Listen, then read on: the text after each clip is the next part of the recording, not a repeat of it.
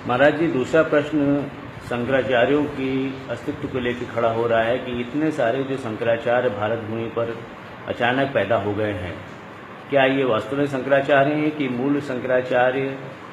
इस इनके बीच का जो अंतर है वो हिंदू समाज, सनातन समाज आपके मुख से सुनना चाह रहा है। विधर्मियों और विदेशियों के शासन काल में भी कृत्रिम शंकराचार्य नहीं थे। अंग्रेज इत्यादि हिंदुओं के हिमायती नहीं थे, लेकिन इतने बुद्धिमान थे कि वो इस बात को जानते थे कि यदि हमारे यहाँ पीर, पैगंबर, पोप, पादरी ये सब नकली होने लगे, अराजक तत्व इन नामों से घूमने लगे, तो हमारा अस्तित्व नहीं बचेगा, न आदर्श बचेगा।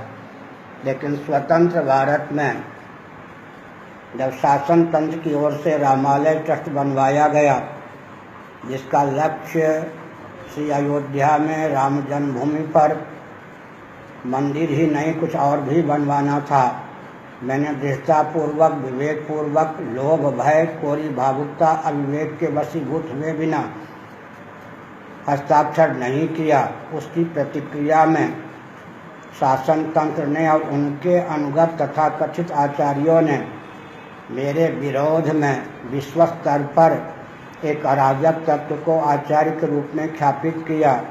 उसके बाद पूरे देश में अराजक तत्व, दिशाहीन, धनवान और के रसिक जितने थे, उन सबको शंकराचार्य बनकर घूमने का अवसर मिल गया। वस्तुस्थिति यह है कि यह विदेशी षड्यंत्र है ताकि हिंदुओं को कोई सार्वभौम पथ प्रदर्शक, मार्गदर्शक आचार्य न मिल सके। डंके की चोट से मैं कह सकता हूँ कि भगवत पाद शंकराचार्य महाभाग ईस्वी सन से 507 वर्ष पूर्व अवतीर्ण हुए थे। उस समय विश्व में सार्वभौम धर्मगुरु के रूप में मान्य शंकराचार्य ही थे।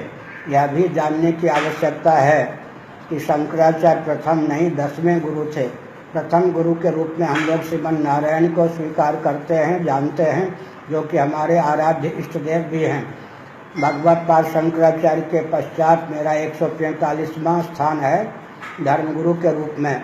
श्रीमन नारायण से मुझ शंकराचार्य तक की अवधि इस सृष्टि काल में 1,97,29,49,000 वर्ष व्यतीत होता है, और 49,000 वर्ष के बाद भी 116 वर्ष अतिरिक्त व्यतीत होता है। इस परंपरा को उच्छिन्न करने, दिशाहीन करने का विश्व स्तर पर षड्यंत्र है। जब शंकराचार्य विश्व के या हिंदुओं के या भारत, नेपाल इत्यादि के सार्वभौम धर्मगुरु नहीं रह जाएंगे, तो आध्यात्मिक मार्गदर्शन सुलभ न होने के कारण, धर्म का वास्तविक विज्ञान सुलभ न होने के कारण जो सनातन जगत है या हिंदू जनता है, अपने आप पथभ्रष्ट हो जाएगी, अपने अस्तित्व आदर्श की रक्षा में समर्थ नहीं होगी। यह विश्व स्तर का षड्यंत्र है जो केंद्रीय और प्रांतीय शासन तंत्र के द्वारा क्रियान्वित किया जा रहा है। राजनेताओं को समझ लेना चाहिए कि राजगुरु की आवश्यकता होती है, धर्माचार्य की आवश्यकता होती है।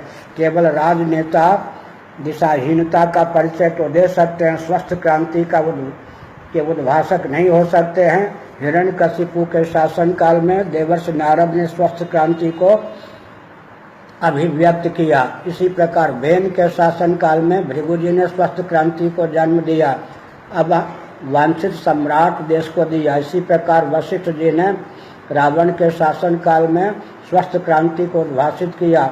इसी प्रकार व्यास जी ने कंस, दुर्योधन के शासन काल में स्वस्थ क्रांति को उद्भाषित किया और विश्व को अपेक्षित सम्राट देने का अभियान चलाया। भगवत पाद शंकराचार्य महाराज ने बौद्धों के शासन काल में स्वस्थ क्रांति को उद्भाषित किया। इसी प्रकार चाणक्य और समर्थ रामदास जी ने भी स्वस्थ क्रांति को उद्भाषित किया है। सार यह निकला प्रशस्त धर्माचार्य ही स्वस्थ क्रांति को जन्म दे सकते हैं और वे ही विश्व को स्वस्थ मार्गदर्शन दे सकते हैं। उनसे विहीन विश्व अराजकता के कारण विप्लवपूर्ण दशा को प्राप्त हुए बिना नहीं रह सकता। अतः मैं संकेत करना चाहता हूँ, मुझ पर अनुग्रह करके नहीं, बल्कि अपने ऊपर, राष्ट्र पर और पूरे विश्व पर अनुग्रह करके भारत के जो राजनेता हैं विदेशी षड्यंत्रकारियों का यंत्र बनकर काम न करें और मान्य आचार्य पीठ के साथ कोई अवांछित व्यवहार न करें। एक विचित्र तथ्य है, सोनिया जी आडवाणी जी के दामाद बनकर अराजक तत्व घूम रहे थे, जो कि सचमुच में उनके दामाद नहीं थे। उनको जेल के शिकंजे में बंद किया गया और राजनेताओं से बहुत ऊंचा पद जो शंकराचार्य का होता है, वे शंकराचार्य भी भारत में अराजक तत्व ख्यापित किए जाते हैं। यह देश का दुर्भाग्य है। इस कलंक को दूर करने की आवश्यकता है।